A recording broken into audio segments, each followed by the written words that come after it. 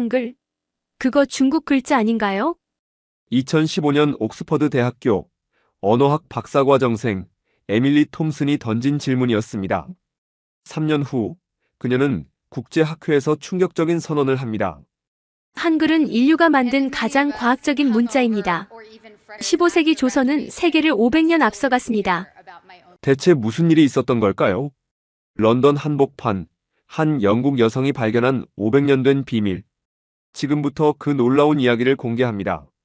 영상 시작 전에 구독과 좋아요 버튼을 눌러주시고 댓글로 여러분의 생각을 들려주세요. 그럼 바로 시작할게요. 안녕하세요. 저는 에밀리 톰슨입니다. 2015년 1월 옥스퍼드 대학교 언어학과 박사과정 2년차였어요. 제 연구 주제는 세계 문자 체계의 학습 효율성 비교였습니다. 그날은 지도교수 데이비드 헨슨 교수님과 연구 방향을 논의하는 날이었어요. 에밀리, 연구 대상 문자는 정했나?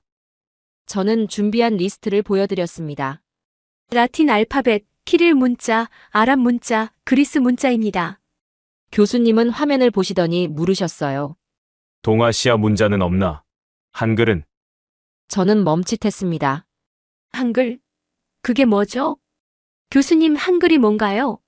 한국 문자를 모른단 말인가? 솔직히 몰랐습니다. 한국? 중국 옆 작은 나라 아닌가요? 교수님은 한숨을 쉬시며 책장에서 책 한 권을 꺼내셨어요. 이거 읽어보게. 한글은 꼭 연구 대상에 넣게. 책 제목은 더 코리언 앨퍼벳 히스터리 언드 스트럭처였습니다. 표지에는 네모난 글자들이 인쇄되어 있었죠. 기숙사로 돌아와 대충 읽고 넘어갈 생각이었어요. 그런데 첫 문단에서 멈춰버렸습니다. 한글은 1443년 조선의 세종대왕이 창제한 문자로 세계에서 유일하게 창제자, 창제 시기, 창제 원리가 모두 명확한 문자이다. 잠깐 뭐라고요? 1443년 15세기에 왕이 직접 문자를 만들었다고요? 유럽에서 15세기면 중세시대잖아요. 그때 문자를 새로 만든다는 발상 자체가 없었는데요. 계속 읽어내려갔습니다. 한글의 자음은 발음할 때 혀와 입술의 모양을 본떠 만들어졌다. 의는 현대 음성학의 조음 위치 개념과 정확히 일치한다. 손에 든 책을 내려놓았어요. 15세기의 조음음성학을 알고 있었다고요? 그날 밤 저는 그 책을 다 읽어버렸습니다. 새벽 2시가 넘어서야 책을 덮었어요. 머리가 복잡했죠. 이게 사실이라면 제가 알던 언어학 역사가 틀린 거잖아요. 다음 날 아침 교수님을 찾아갔습니다. 교수님, 이 책 내용이 정말 사실인가요? 교수님은 미소를 지으셨어요. 그래서 자네에게 읽으라고 한 걸세. 직접 확인해보고 싶지 않나? 런던에 한글 학교가 있다네. 그렇게 저는 런던 남서쪽 뉴몰드행 기차표를 끊게 됩니다. 토요일 아침 9시 런던 뉴몰드의 한 교회 건물 앞에 섰습니다. 간판에 런던 한국학교라고 적혀 있었어요. 영어와 한글이 함께요. 현관문을 열자 복도에서 아이들 소리가 들렸습니다. 사무실 문을 두드렸죠. 들어오세요. 중년 여성분이 반갑게 맞아주셨어요. 김선희 교장이었습니다. 옥스퍼드에서 오셨다고요? 환영합니다. 저는 연구 목적을 설명했어요. 한글의 학습 효율성을 관찰하고 싶다고요. 김 교장은 흔쾌히 허락하셨습니다. 마침 오늘 신입생 오리엔테이션이 있어요. 보시면 도움 될 거예요. 교실로 안내받았습니다.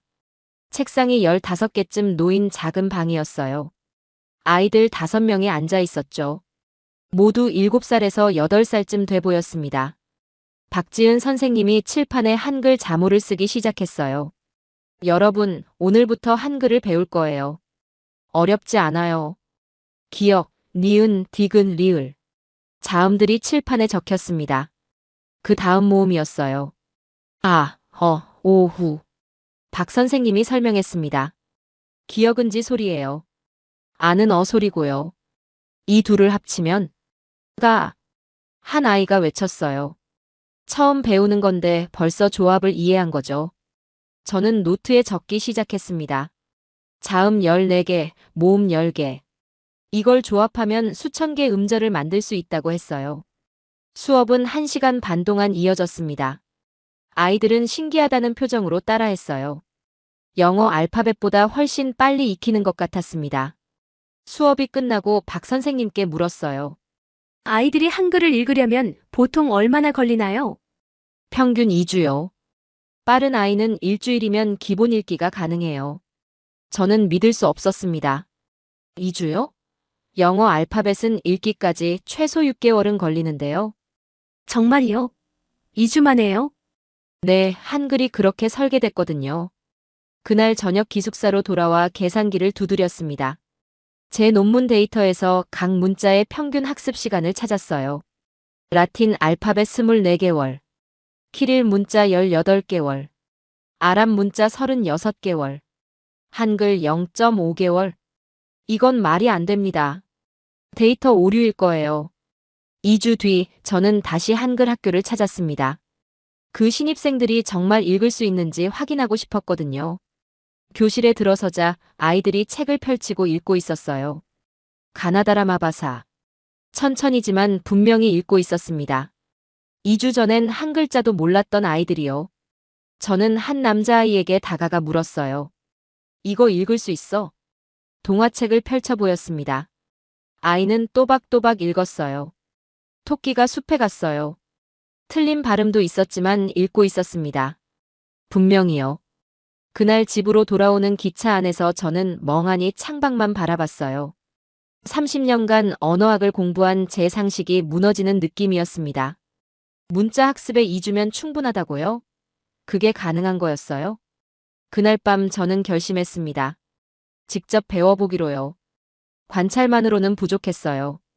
제가 직접 경험해야 했습니다. 다음 주부터 저는 한글 학교 성인반에 등록했습니다. 매주 토요일 오후 2시 영국인 학생 셋과 함께 한글을 배우기 시작했죠. 첫 수업날 선생님이 말했어요.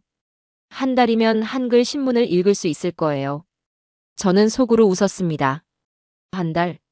불가능하죠. 그런데 일주일 뒤 저는 한글을 읽고 있었습니다. 일주일 만에 한글을 읽게 된 저는 완전히 혼란스러웠습니다. 30년 언어학을 공부하면서 이런 경험은 처음이었어요. 프랑스어 배울 때는 6개월 걸렸거든요. 그런데 한글은 7일이요? 저는 도서관으로 달려갔습니다. 한글에 관한 모든 자료를 찾아야 했어요. 이 비밀을 풀어야 했습니다. 가장 먼저 찾은 건 훈민정음 해례본이었어요. 1446년에 출판된 한글 설명서였죠. 영어 번역본을 펼쳤습니다. 첫 문장부터 충격이었어요. 나란 말씀이 둥기게 달아. 백성이 말하고자 하는 바가 있어도 제 뜻을 펴지 못하는 사람이 많다. 내가 이를 딱하게 여겨 새로 28글자를 만드니. 왕이 백성을 위해 문자를 만들었다고요? 유럽 역사에서 이런 일은 없었습니다. 문자는 늘 지배층의 도구였어요. 라틴어를 보세요. 교회와 귀족만 썼잖아요. 그런데 조선의 왕은 달랐습니다. 백성이 글을 읽고 쓸 수 있도록 새 문자를 만든 거예요. 더 놀라운 건 다음 내용이었습니다. 자음은 발음 기관의 모양을 본떠 만들었다. 해례본에는 상세한 그림이 있었어요. 기역은 혓뿌리가 목구멍을 막는 모양, 니은은 혀끝이 윗잇몸에 닿는 모양, 미음은 입 모양. 저는 손으로 제 목을 만지며 발음해봤습니다. 기역, 니은, 미음. 정확했어요. 정말로 발음 기관 모양 그대로였습니다. 현대 음성학 교과서를 꺼냈어요. 조음 위치 도표를 펼쳤죠. 그리고 한글 자음표와 비교했습니다. 완벽히 일치했습니다. 연구실로 뛰어가 교수님을 찾았어요. 교수님, 이거 보세요. 15세기에 이미 조음 음성학을 완성했어요. 교수님은 안경을 고쳐 쓰시며 웃으셨습니다. 그래서 내가 한글을 연구하라고 한 거야. 세종대왕은 천재였네. 저는 책상에 자료들을 쫙 펼쳤습니다. 교수님, 이게 말이 됩니까? 유럽에서 음성학이 체계화된 건 19세기인데 조선은 15세기에 이미 알고 있었다고요? 그게 사실이야. 서양 중심 언어학이 놓친 부분이지. 그날 밤 저는 세종대왕에 대해 조사하기 시작했습니다. 1397년생, 조선 제4대 왕. 재위 32년 동안 과학, 음악, 농업, 천문학 발전을 이끌었다고 했어요. 그중 가장 위대한 업적이 한글 창제였습니다. 세종은 지편전이라는 학술기관을 만들어 학자들과 연구했어요. 중국 의문학을 공부하고 몽골 문자와 산스크리트 문자를 분석했죠. 그리고 3년간의 연구 끝에 완전히 새로운 문자를 설계한 겁니다. 단순히 다른 문자를 베낀 게 아니었어요. 인간의 발음 원리를 분석해서 처음부터 만든 거였죠. 저는 논문 초안을 쓰기 시작했습니다. 제목은 이렇게 정했어요. 한글 15세기 음성학의 완성. 하지만 이건 시작에 불과했습니다. 한글의 비밀은 훨씬 더 깊었으니까요. 2015년 6월, 저는 본격적인 실험을 시작했습니다. 한글이 정말 다른 문자보다 배우기 쉬운지 객관적으로 증명해야 했어요. 개인 경험만으로는 학계를 설득할 수 없었거든요. 옥스퍼드 언어교육센터의 협조를 받아 실험 참가자를 모집했습니다. 모국어가 영어인 성인 60명이었어요. 4그룹으로 나눴죠. 1그룹 한글 학습, 2그룹 아랍 문자 학습, 3그룹 키릴 문자 학습, 4그룹 태국 문자 학습. 조건은 동일했습니다. 매일 1시간씩 같은 방식으로 교육받았어요. 목표는 기본 읽기 습득이었죠. 4주 후 결과가 나왔습니다. 한글 그룹 평균 12일 만에 읽기 가능. 키릴 그룹 평균 35일. 아랍 그룹 평균 48일. 태국 그룹 평균 52일. 한글이 압도적이었습니다. 다른 문자보다 3배에서 4배 빨랐어요. 하지만 더 놀라운 건 정확도였습니다. 한글 그룹의 읽기 오류율은 5%였어요. 다른 그룹은 15%에서 20%였죠. 왜일까요? 저는 문자 구조를 분석하기 시작했습니다. 한글의 비밀은 조합 원리에 있었어요. 자음 14개와 모음 10개만 익히면 모든 음절을 만들 수 있었죠. 반면 영어는 알파벳 26개를 익혀도 발음 규칙이 수백 가지였습니다. 예를 들어 OUGH 발음을 보세요. 스루는 우, 터프는 으프, 카프는 오프. 규칙이 없어요. 하지만 한글은 달랐습니다. 기어가가는 항상 같은 소리였죠. 예외가 없었어요. 다음 실험은 타이핑 속도였습니다. 한국어 키보드와 영어 키보드로 같은 길이의 텍스트를 입력하는 시간을 측정했어요. 참가자는 각 언어 원어민 30명씩이었습니다. 결과는 또 충격적이었어요. 한글 분당 평균 92음절, 영어 분당 평균 68단어. 정보량으로 환산하면 한글이 약 30% 더 빠른 거예요. 천지인 키패드 덕분에 손가락 움직임이 최소화됐기 때문이었죠. 저는 구글 본사 연구팀 논문도 찾아봤습니다. 2012년 발표된 모벌 인풋 이피션시 연구였어요. 모바일 환경에서 각 언어의 입력 효율성을 비교한 논문이었죠. 한글이 1위였습니다. 한글은 작은 화면에 최적화된 구조를 가지고 있다. 블록 형태로 조합되기 때문에 같은 공간에 더 많은 정보를 담을 수 있다.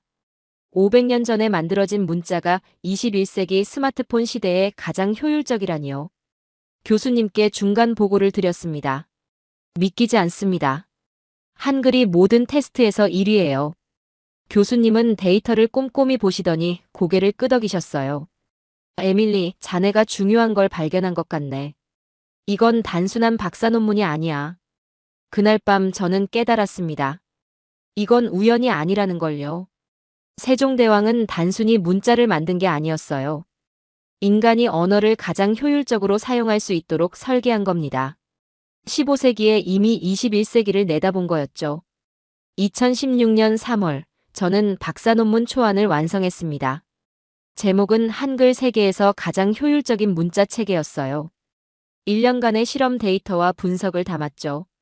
지도 교수님께 초안을 제출했습니다. 일주일 후 교수님 연구실로 불려갔어요. 에밀리 앉게. 교수님 표정이 심각했습니다. 뭔가 문제가 있나 봐요. 논문 내용은 훌륭하네. 데이터도 완벽하고. 하지만 교수님은 한숨을 쉬셨어요. 제목을 바꾸는 게 좋겠어. 가장 효율적이라는 표현은 너무 강하네. 하지만 데이터가 그렇게 말하잖아요. 나도 알아. 그런데 학계가 받아들이지 않을 걸세. 저는 이해할 수 없었습니다. 왜죠? 과학적 근거가 있는데요. 교수님은 창밖을 바라보며 천천히 말씀하셨어요. 에밀리, 자네도 알잖나. 언어학계는 유럽 중심이야. 라틴 문자가 세계 표준이고 알파벳 체계가 가장 합리적이라고 믿지. 자네 논문은 그 믿음을 정면으로 부정하는 거야. 그게 사실인데 왜 숨겨야 합니까? 숨기라는 게 아니야. 표현을 조금 완화하라는 거지. 효율적이다 정도로만 해도. 저는 고개를 저었습니다. 안 됩니다. 진실은 진실이에요. 다음 주 학과 세미나에서 중간 발표가 있었습니다. 교수와 박사과정생 20명 앞에서 제 연구를 소개하는 자리였어요. 발표를 시작했습니다. 실험 방법, 데이터 분석, 결과를 차례로 설명했죠. 질의응답 시간이었습니다. 한 교수가 손을 들었어요. 마이클 로렌스 교수였습니다. 언어 유형론 전공이었죠. 톰슨 양, 흥미로운 연구네요. 하지만 표본 크기가 60명이면 통계적으로 유의미하지 않지 않나요? 추가 실험으로 120명 데이터도 확보했습니다. 결과는 동일했어요. 그렇군요. 하지만 한글을 가장 효율적이라고 주장하는 건 과도하지 않습니까? 문화적 맥락을 무시한 거 아닌가요? 저는 차분하게 답했습니다. 교수님, 저는 학습 시간과 정확도를 측정했습니다. 객관적 지표예요. 문화와는 무관하죠. 다른 박사과정생이 비웃듯 말했어요. 그럼 우리 모두 한글 배워야 하나요? 몇몇이 웃었습니다. 저는 얼굴이 화끈거렸어요. 세미나가 끝나고 복도에서 동료 학생이 다가왔습니다. 에밀리, 조언 하나 할게. 동양 문자 너무 띄우지 마. 학위 못 받아. 그날 밤 기숙사로 돌아와 창밖을 바라봤어요. 비가 내리고 있었습니다. 왜 진실을 말하는 게 이렇게 어려운 걸까요? 한글이 효율적이라는 게 왜 불편한 진실이 되는 거죠? 문득 깨달았습니다. 이건 학문의 문제가 아니었어요. 이건 자존심의 문제였죠. 서양 언어학은 늘 서양 문자가 우월하다고 가르쳤어요. 그런데 동양의 문자가 더 효율적이라면 그들의 자존심이 상하는 거예요. 하지만 저는 포기할 수 없었습니다. 데이터는 거짓말하지 않으니까요. 좌절감 속에서 저는 다른 방향으로 연구를 확장했습니다. 세계가 한글을 어떻게 평가하는지 찾아보기 시작했어요. 옥스퍼드 학계만이 전부는 아니었으니까요. 가장 먼저 발견한 건 유네스코 기록이었습니다. 1997년 10월 훈민정음 해례본이 세계 기록유산으로 등재됐어요. 유네스코는 이렇게 평가했죠. 창제 원리와 사용법이 명확히 기록된 세계 유일의 문자 체계. 인류 지적 유산의 걸작. 저는 등재 과정 문서를 모두 읽었습니다. 심사위원들의 평가가 놀라웠어요. 프랑스 언어학자 문자 역사상 가장 과학적인 발명품. 독일 역사학자 15세기에 이런 수준의 의문론적 이해는 기적에 가깝다. 2009년에는 더 큰 일이 있었어요. 유네스코가 세종대왕 문해상을 제정한 겁니다. 전 세계 문맹 퇴치에 기여한 단체에 주는 상이었죠. 상금은 2만 달러였고요. 왜 한국 왕의 이름을 딴 상을 만들었을까요? 저는 유네스코 본부에 이메일을 보냈습니다. 2주 후 답장이 왔어요. 교육국 담당관의 설명이었습니다. 세종대왕은 문해 교육의 상징입니다. 한글은 배우기 쉬워서 개발도상국 문맹 퇴치 모델로 활용되고 있습니다. 저는 더 깊이 파고들었어요. 인도네시아 찌아찌아족 사례를 발견했습니다. 2009년 이 소수민족은 자신들의 말을 기록할 문자가 없었어요. 그래서 한글을 차용했죠. 불과 6개월 만에 마을 전체가 읽고 쓸 수 있게 됐답니다. 다른 사례들도 있었어요. 네팔, 볼리비아, 태국. 여러 나라에서 한글 교육 방식을 연구하고 있었습니다. 저는 깨달았어요. 제가 너무 좁게 봤구나. 한글은 한국만의 문자가 아니었습니다. 이건 인류를 위한 선물이었어요. 세계 언어학자들의 논문도 찾았습니다. 미국 UCLA 제러드 다이아몬드 교수 한글은 독창적이고 과학적인 문자 체계의 정점. 영국 케임브리지대 교수 세종대왕의 언어학적 통찰력은 시대를 500년 앞섰다. 왜 옥스퍼드만 인정하지 않는 거죠? 저는 교수님께 이 자료들을 모두 보여드렸습니다. 교수님 보세요. 전 세계가 인정하고 있어요. 유네스코도 다른 대학 학자들도요. 교수님은 오랫동안 자료를 보시더니 고개를 끄덕이셨어요. 에밀리, 자네 말이 맞네. 내가 편견을 가지고 있었어. 교수님, 나도 서양 중심주의에서 자유롭지 못했던 거야. 자네 논문 제목, 그대로 가게. 세계에서 가장 효율적인 문자 체계 맞아. 그 순간 눈물이 핑 돌았습니다. 1년 반 동안의 싸움이 끝난 거예요.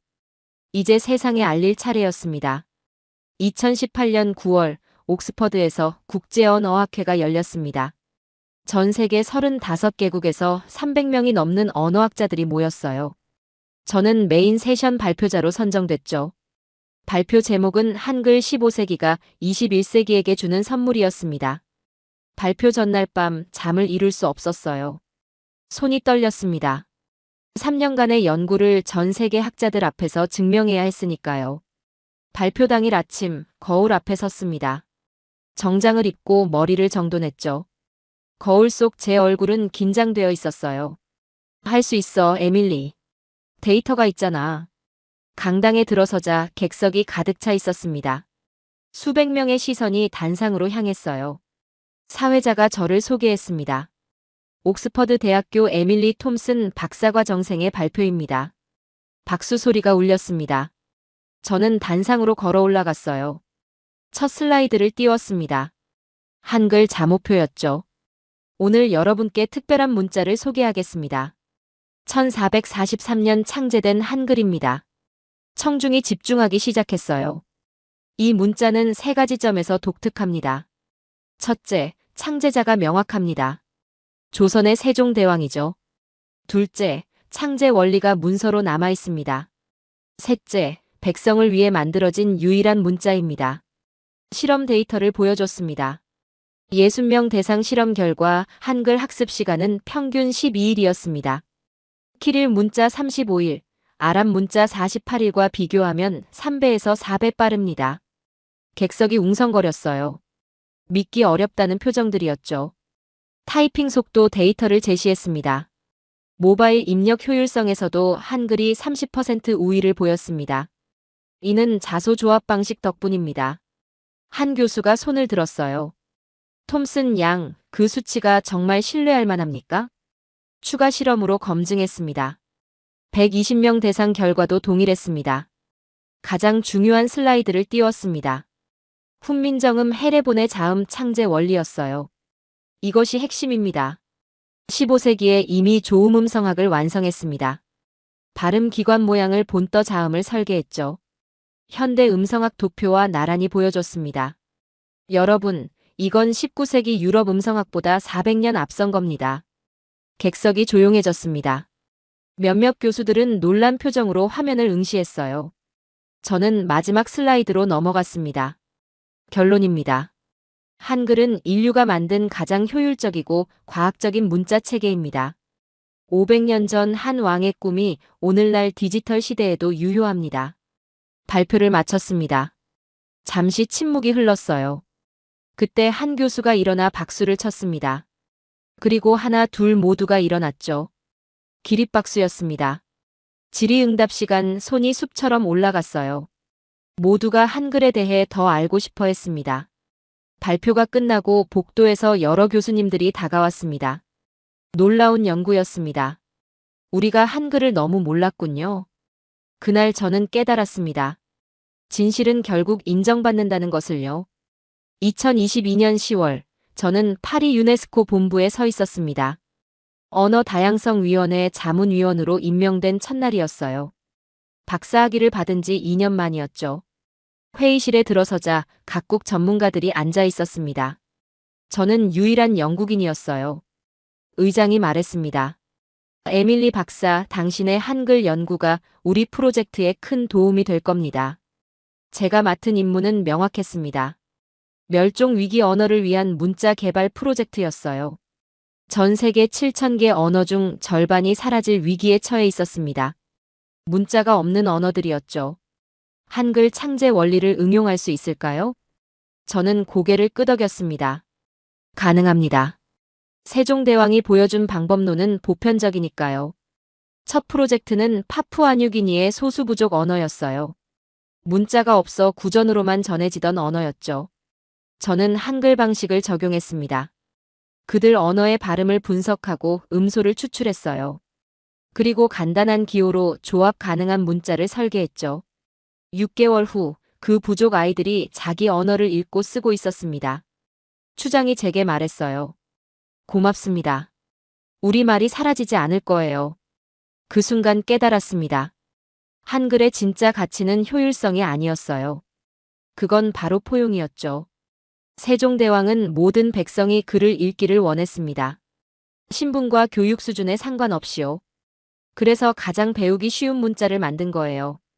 그 철학이 21세기에도 유효했던 겁니다. 문자가 없어 사라져가는 언어들을 살릴 수 있었죠. 2025년 지금 저는 케임브리지 대학교 교수가 됐습니다. 제 강의실 벽에는 한글 자모표가 걸려 있어요. 학생들이 물어봅니다. 교수님은 왜 한글을 연구하세요? 영국인인데요. 저는 항상 이렇게 답합니다. 한글은 한국만의 것이 아니에요. 이건 인류 전체를 위한 선물이니까요. 10년 전 저는 한글을 몰랐습니다. 동아시아 작은 나라의 문자쯤으로 생각했죠. 하지만 지금은 압니다. 500년 전 한 왕의 꿈이 얼마나 위대했는지요. 백성을 가르치고자 하는 마음. 그 마음이 만든 문자가 오늘날에도 전 세계 언어를 살리고 있습니다. 작년에 저는 서울을 방문했어요. 광화문 광장에 세종대왕 동상이 서 있었죠. 동상 앞에 서서 고개를 숙였습니다. 감사합니다, 폐하. 제게 진짜 언어학이 무엇인지 가르쳐 주셔서요. 언어학은 단순히 문자를 분석하는 학문이 아니었습니다. 그건 사람을 이해하는 학문이었어요. 한글은 그걸 가르쳐 줬습니다. 효율성 너머에 있는 따뜻함을요. 나란말싸미. 내가 이를 딱하게 여겨. 15세기 한 왕의 그 마음이 21세기 영국 여성의 인생을 바꿔놓았습니다. 그리고 앞으로도 수많은 언어와 사람들을 구할 것입니다. 한글은 기적이었습니다. 500년을 이어온, 그리고 앞으로도 영원히 이어질 기적이었죠. 지금까지 옥스퍼드 대학교 언어학자 에밀리 톰슨 박사의 놀라운 이야기를 들어보셨습니다. 한글? 그거 중국 글자 아닌가요? 이렇게 시작된 질문이 한글은 인류가 만든 가장 과학적인 문자입니다 라는 선언으로 바뀌기까지 그 과정이 얼마나 감동적이었는지요. 15세기 조선의 세종대왕이 백성을 위해 만든 한글. 그 문자가 500년이 지난 지금도 세계 언어학자들을 놀라게 하고 멸종위기 언어들을 살리고 있습니다. 우리가 매일 당연하게 사용하는 이 문자가 얼마나 특별하고 과학적인지, 그리고 우리 선조들이 얼마나 위대한 유산을 남겨주셨는지 다시 한번 깨닫는 시간이 되셨기를 바랍니다. 이 감동을 더 많은 분들과 나누고 싶으시다면 구독과 좋아요도 눌러주세요. 여러분의 작은 응원이 더 좋은 이야기를 전하는 큰 힘이 됩니다. 앞으로도 세상 곳곳에서 빛나는 한국의 이야기들을 계속 전해드리겠습니다. 지금까지 감동의 방이었습니다. 감사합니다.